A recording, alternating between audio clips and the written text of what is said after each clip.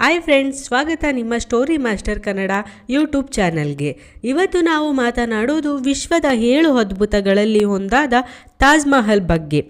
ಪ್ರೀತಿ ಸಂಕೇತ ಅಂತ ಎಲ್ಲರೂ ಹೇಳ್ತಾರೆ, ಆದರೆ ಈ ಕಟ್ಟಡದ ಹಿಂದೆ ಅಷ್ಟು ಅಚ್ಚರಿ ರಹಸ್ಯಗಳಿವೆ ಅನ್ನೋದನ್ನು ಬಹಳ ಜನರು ಅರಿತಿಲ್ಲ.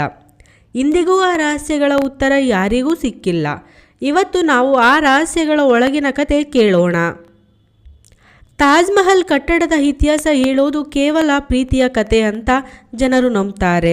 ಶಹಜಾನ್ ತನ್ನ ಪ್ರಿಯತಮೆ ಮುಮ್ತಾಜ್ ಮಹಲ್ ಸಾವು ಕಂಡ ನಂತರ ಅವಳ ನೆನಪಿಗಾಗಿ ಈ ಅದ್ಭುತ ಕಟ್ಟಡ ನಿರ್ಮಿಸಿದ. ಆದರೆ ಈ ಪ್ರೀತಿ ಕಥೆಯ ಹಿಂದೆ ಬೇರೊಂದು ಅಚ್ಚರಿಯ ಜಗತ್ತು ಅಡಗಿದೆ. ಕಟ್ಟಡದೊಳಗೆ 100ಕ್ಕೂ ಹೆಚ್ಚು ಕೊಠಡಿಗಳು ಇವೆ, ಆದರೆ ಇಂದಿಗೂ ಸಾರ್ವಜನಿಕರಿಗೆ ತೆರೆದಿರುವುದು ಕೆಲವೇ. ಬಾಕಿ ಎಲ್ಲ ಬಾಗಿಲುಗಳು ಮುಚ್ಚಲ್ಪಟ್ಟಿವೆ. ಏಕೆ ಅವುಗಳನ್ನು ಮುಚ್ಚಿಟ್ಟಿದ್ದಾರೆ? ಒಳಗೆ ಏನು ಇದೆ? ಕೆಲವರು ಹೇಳೋದು ಅಲ್ಲಿ ಮುಘಲ್ ಸಾಮ್ರಾಟರ ಖಜಾನೆ ಇಡಲಾಗಿದೆ. ಇನ್ನು ಕೆಲವರು ಅಪಾಯಕಾರಿ ರಾಸಾಯನಿಕಗಳು ಅಥವಾ ಅಸ್ಥಿಪಂಜರಗಳು ಇರಬಹುದು ಅಂತ. ಸರ್ಕಾರ ಹೇಳೋದು ಸಂರಕ್ಷಣೆಗಾಗಿ ಅಂತ, ಆದರೆ ಜನರ ಮನಸ್ಸಿನಲ್ಲಿ ಅದು ಒಂದು ದೊಡ್ಡ ರಹಸ್ಯವೇ ಆಗಿದೆ. ತಾಜ್ ಮಹಲ್ ಕೇವಲ ಒಂದು ಕಟ್ಟಡ ಅಲ್ಲ, ಅದು ಬೆಳಕಿನೊಂದಿಗೆ ಆಟ ಆಡೋ ಮಾಯಾ ಕನ್ನಡಿ. ಬೆಳಿಗ್ಗೆ ಸೂರ್ಯೋದಯದಲ್ಲಿ ಗುಲಾಬಿ ಬಣ್ಣ, ಮಧ್ಯಾಹ್ನ ಹೊತ್ತು ಹಾಲಿನಂತೆ ಬಿಳಿ, ಸಂಜೆ ಹೊತ್ತು ಚಿನ್ನದಂತೆ ಹೊಳೆಯುವ ತಾಜ್, ರಾತ್ರಿ ಚಂದ್ರ ಬೆಳಕಿನಲ್ಲಿ ಬೆಳ್ಳಿಯಂತೆ ಮಿಂಚುತ್ತೆ.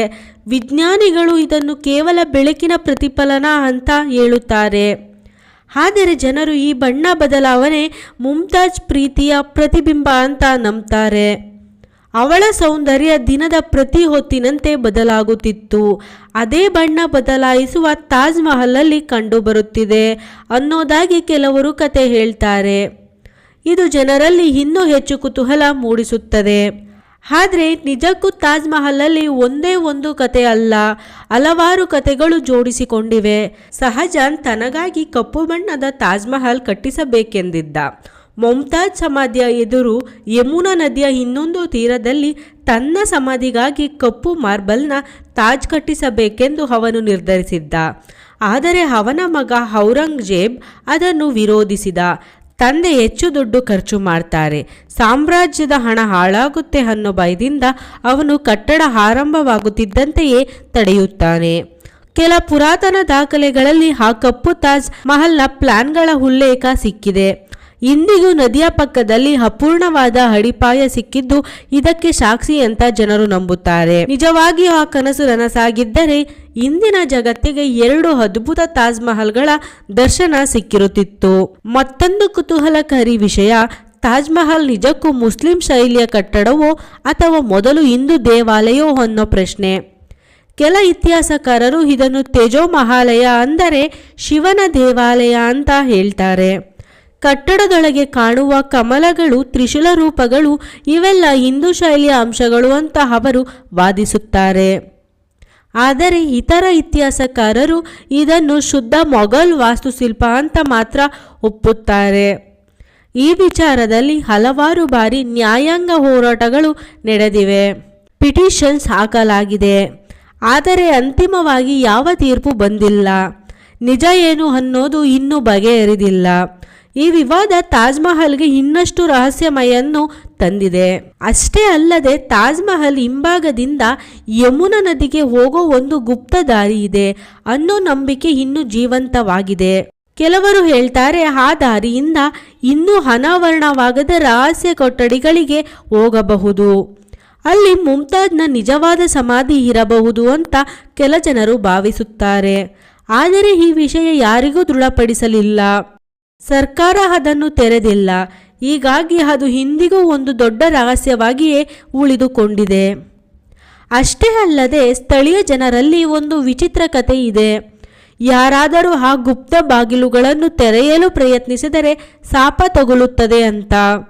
ಮುಮ್ತಾಜ್ ಆತ್ಮ ಇನ್ನೂ ತಿರುಗಾಡುತ್ತಾಳೆ ಅನ್ನೋ ಭೂತದ ಕತೆಗಳನ್ನು ಜನರು ಹೇಳುತ್ತಾರೆ. ಕೆಲವರು ರಾತ್ರಿ ಹೊತ್ತು ತಾಜ್ ಮಹಲ್ ಹತ್ತಿರ ಹೋದಾಗ ವಿಚಿತ್ರ ಶಬ್ದಗಳು ಕೇಳುತ್ತವೆ ಅನ್ನೋದನ್ನು ಹೇಳ್ತಾರೆ. ಇವುಗಳು ಸತ್ಯವೋ ಇಲ್ಲವೋ ಯಾರಿಗೂ ಗೊತ್ತಿಲ್ಲ, ಆದರೆ ಜನರ ಮನಸ್ಸಿನಲ್ಲಿ ಕುತೂಹಲ ಹುಟ್ಟಿಸುತ್ತದೆ. ಆದರೆ ರಹಸ್ಯ ಅಷ್ಟಕ್ಕೆ ಸೀಮಿತವಾಗಿಲ್ಲ. ತಾಜ್ ಮಹಲ್ ಕಟ್ಟಡದ ಸಮರೂಪತೆ ಇಷ್ಟು ಪರಿಪೂರ್ಣವಾಗಿದೆ. ಎಡಬದಿ ನೋಡಿದರೆ ಬಲಬದಿ ಮಿರರ್ ಕಾಪಿ.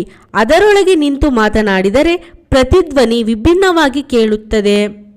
ಇದು 400 ವರ್ಷಗಳ ಹಿಂದಿನ ತಂತ್ರಜ್ಞಾನದಿಂದ ಹೇಗೆ ಸಾಧ್ಯವಾಯಿತು ಅನ್ನೋದಕ್ಕೆ ಇಂದಿಗೂ ಇಂಜಿನಿಯರ್ಗಳು ಆಶ್ಚರ್ಯ ಪಡುತ್ತಾರೆ. ಹೀಗೆ ನೋಡಿದರೆ ತಾಜ್ ಮಹಲ್ ಕೇವಲ ಒಂದು ಕಟ್ಟಡ ಅಲ್ಲ, ಅದು ಪ್ರೀತಿ, ರಹಸ್ಯ, ಕಲ್ಪನೆ, ನಂಬಿಕೆ ಇವೆಲ್ಲದರ ಮಿಶ್ರಣ. ಕೆಲ ಕಥೆಗಳು ನಿಜವಾಗಿರಬಹುದು, ಕೆಲವು ಕೇವಲ ದಂತಕಥೆಗಳಾಗಿರಬಹುದು. ಆದರೆ ಒಂದು ಸತ್ಯ ಏನೆಂದರೆ ತಾಜ್ ಮಹಲ್ ಇಂದಿಗೂ ವಿಶ್ವದ ಜನರ ಮನಸ್ಸನ್ನು ಸೆಳೆಯುತ್ತಿದೆ. ಈ ವಿಡಿಯೋ ನಿಮಗೆ ಇಷ್ಟವಾಯಿತೆಂದು ಭಾವಿಸುತ್ತೇನೆ. ಲೈಕ್ ಮಾಡಿ, ಶೇರ್ ಮಾಡಿ, ಸ್ಟೋರಿ ಮಾಸ್ಟರ್ ಕನ್ನಡ ಚಾನಲ್ಗೆ ಸಬ್ಸ್ಕ್ರೈಬ್ ಮಾಡೋದನ್ನು ಮರಿಬೇಡಿ. ಮುಂದಿನ ವಿಡಿಯೋದಲ್ಲಿ ಇನ್ನೊಂದು ರಹಸ್ಯದ ಕಥೆಯೊಂದಿಗೆ ಭೇಟಿಯಾಗ್ತೀನಿ. ನಮಸ್ಕಾರ.